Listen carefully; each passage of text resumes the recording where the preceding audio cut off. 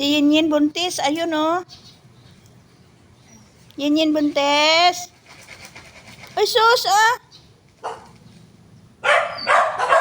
Ay, sus, ah. Umiilaw yung mata ni Yinyin. Yan. Ayan, oh. Kumikinang-kinang yung mata niya. Ang ganda ng mata ng hayop pag nakaano sa, ano eh. Umiilaw yung mata nila pag naanuhan ng camera. Ilaw. Yan. Inaway na na. Oh. Ayan na. Minsan pag wala akong ginagawa, uupo ako dito sa labas. Makikita ko sila. Naglalaro.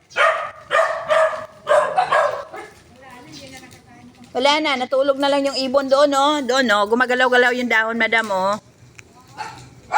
Oh. Hindi sila kalabas, baba.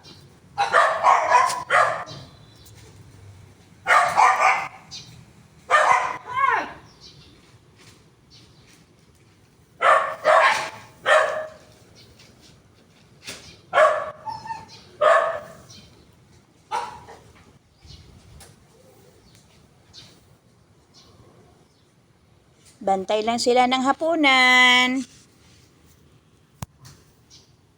Antay-antay lang ng hapunan. Nandoon yung isa, oh. Ayan, oh. Yan.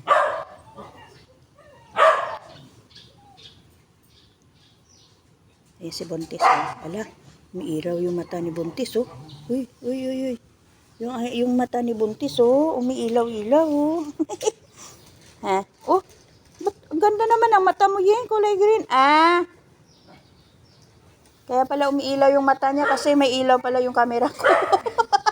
Natatamaan pala ng ilaw. Kaya pala nagtataka ako. Sabi ko, ba't umiilaw yung mata niya? Ngayon ko lang napag-isip. Sabi, may ilaw pala tong camera ko. Yen, ano ba naman tong naghahawak ng camera nga? Nakakalimutan na. Yan na. May bugbugan na. Kagabi, dam, doon si Yinyin natulog sa akin.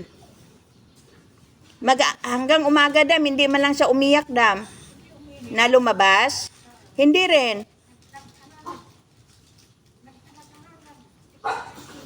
Ewan ko, kaya hindi man sa umiyak, kaya hindi rin ako nag-ano na palabasin sa mga gabi. Hala!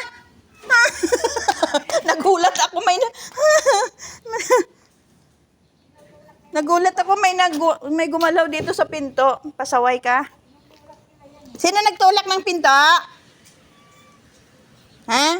Sino nagtulak ng pinto? Diyan nagbulat ako. Kayo talaga.